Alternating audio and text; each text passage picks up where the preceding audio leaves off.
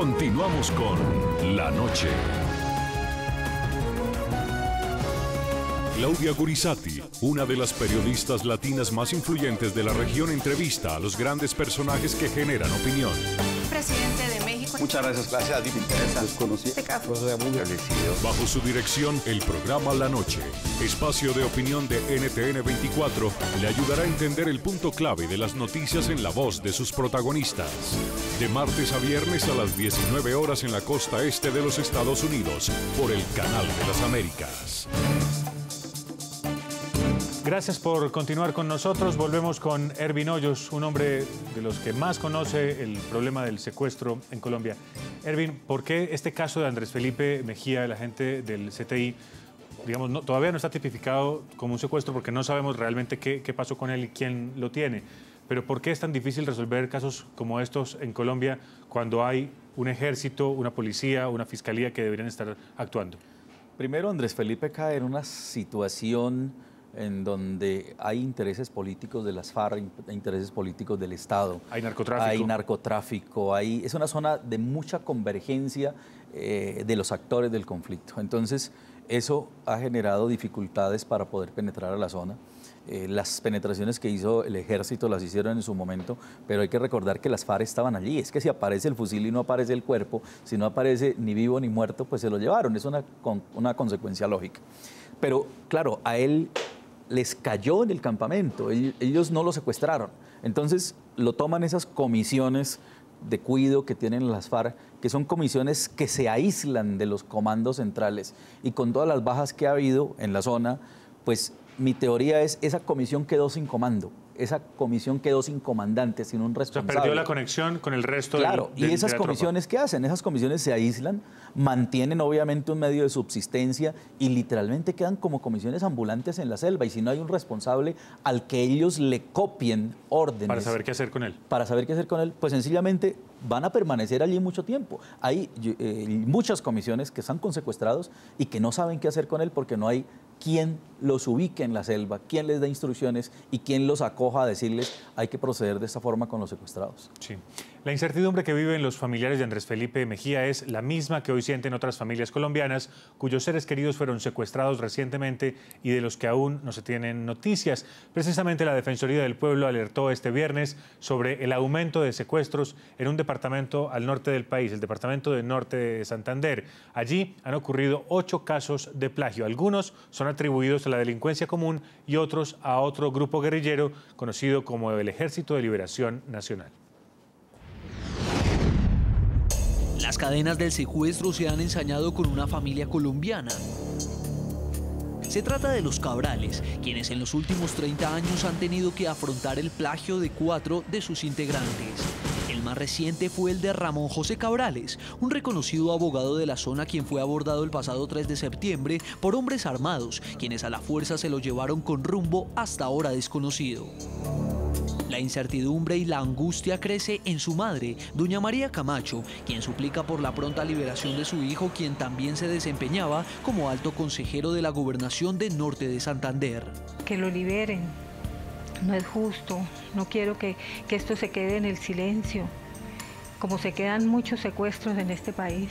El secuestro de Moncho, como también lo llamaban sus más allegados, pareciera ser un rompecabezas que ni su familia ni las autoridades logran entender. Ya van 16 días de su plagio y nadie ha llamado a exigir dinero o a pedir beneficio alguno. Sin embargo, un equipo periodístico de Noticias RCN conoció que las autoridades trabajan en una fuerte hipótesis.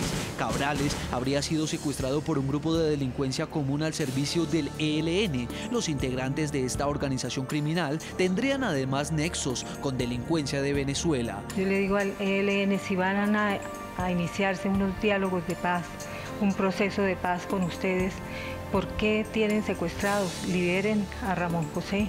Pero el drama que alberga dentro del seno de la familia Cabrales también lo vive un matrimonio de docentes de la misma zona. Hace 2 días su hijo Jorge Andrés Rincón, de 16 años, fue abordado por hombres armados en la localidad de Guamalito, en la ciudad de Ocaña, norte de Santander, cuando participaba de un partido de fútbol. Las autoridades hasta ahora no saben con exactitud quién se lo llevó. Precisamente este se convirtió en el 8º secuestro ocurrido en Ocaña, por lo que la Defensoría del Pueblo lanzó una alerta para para que estas personas sean liberadas. Nosotros como Defensoría del Pueblo rechazamos ese tipo de comportamientos que afectan directamente a los menores y a la población civil y exigimos de forma inmediata a las personas que lo tengan retenido su liberación. En el programa La Noche hablan los protagonistas de las noticias. En el corregimiento Guamalito, en el departamento colombiano de Norte de Santander, nos atiende doña Janet Payares Ramírez. Es la madre de Jorge Andrés Rincón, un joven de 16 años, secuestrado desde el pasado miércoles 16 de septiembre. Ella, además, es la rectora encargada del Colegio Santo Ángel en ese corregimiento del noroeste del país. Doña Janet, gracias por atendernos. Buenas noches. Buenas noches. Cuéntenos, por favor, cómo ocurrieron los hechos en los que fue plagiado su hijo. Pues antes ayer, como a eso de las 9:45, terminó un partido de microfútbol en el cual él participa en un campeonato. Cuando él salía de la cancha, llegaron unos hombres fuertemente armados, lo metieron, como quien dice, en medio de ellos dos y se lo llevaron en una moto. Eso es lo que le puedo contar. Sí, desde ese momento hasta este momento, doña Janet, ¿usted ha recibido alguna llamada de los secuestradores? ¿Se identificaron? ¿Le han pedido algo a cambio de la libertad de su muchacho?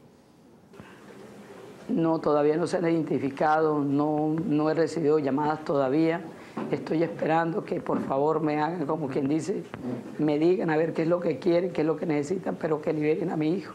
Eso es lo único que pido. Y cuando usted va a hacer la denuncia ante las autoridades, ¿qué le dicen las autoridades? Pues las autoridades están investigando a ver hacia dónde cogieron y no sé más. Sí. No sé mucho. Sí, doña Janet, entendemos y por supuesto le ofrecemos excusas por molestarle en momentos tan difíciles, pero lo que queremos es ayudar a que su hijo aparezca. Quiero por eso ponerle a disposición suya los micrófonos y también las cámaras de La Noche para que usted a través de un mensaje le diga a quien lo pueda tener algún mensaje específicamente para buscar su libertad. Que por favor me regresen a mi hijo, que busquen la manera de llamarme, de comunicarse conmigo para yo poder mirar a ver cómo soluciona este problema y que mi hijo vuelva a mi casa. La verdad me hace mucha falta. Estoy, mejor dicho, consternada con esto que me está pasando. Nunca había pensado que eso me podría pasar a mí, pero pues siempre hay una primera vez. Yo estoy luchando con todo. Mi familia está prácticamente destrozada y yo pues mucho peor aún. Necesito que vuelva, que por favor me lo devuelva, sano y salvo a la casa. Sí, señora. Aquí están sus compañeros, que lo estamos esperando. Él hace 11, este año va a terminar. Por favor, yo le pido que me lo devuelvan. Es lo único que yo quiero, que me lo devuelvan, de por Dios. Doña Janet, toda nuestra solidaridad, le repito, y pues le agradezco mucho por haber estado con nosotros en La Noche. Gracias, gracias, muy amable. Es la madre de Jorge Andrés Rincón, un joven de apenas 16 años secuestrado en una zona muy, muy difícil porque aún allí delinquen varios grupos armados ilegales, varios de ellos asociados al negocio del narcotráfico. ¿Verdad, Ervin? Esa zona es de las más difíciles en este momento. Hay operaciones contra el ELN. Las FARC acaban de abandonar esa zona y recuperan el ELN, pero también hay BACRIM que hacen presencia allí. Así que esto complica muchísimo. Hay un reducto del EPL también. Hay un reducto del EPL, está la gente de Megateo en esa zona. O sea que es muy complejo lo que está ocurriendo y sigue siendo obviamente alternativa para estos grupos el secuestro. Supimos, Ervin, que hay una hipótesis principal en los últimos secuestros en esa región y es que podría haber delincuencia común haciendo secuestros a nombre de grupos guerrilleros. ¿Eso es posible? Es posible, sabemos que tanto FARC como ELN están tercerizando el secuestro. Esa tercerización consiste en que le ponen a delincuentes comunes la comisión del levante del secuestrado para que en el momento que se produzca una captura o un rescate o que sean implicados, no queden implicados miembros de la organización, no se les responsabilice esos hechos y de esa manera también los grupos al margen de la ley como organizaciones de estas BACRIM pues se ganan un dinero porque son prácticamente secuestrados que van comisionados con un precio y se los entregan a los otros grupos. Ervin, acompáñenos por favor otro minuto más, que si ustedes creían que los casos dramáticos que les hemos mostrado hasta ahora son los únicos, no, hay muchas más historias de estas en Colombia y antes de que termine este programa en nuestro último segmento les tendremos un caso más. Volvemos. Ya regresamos con La Noche.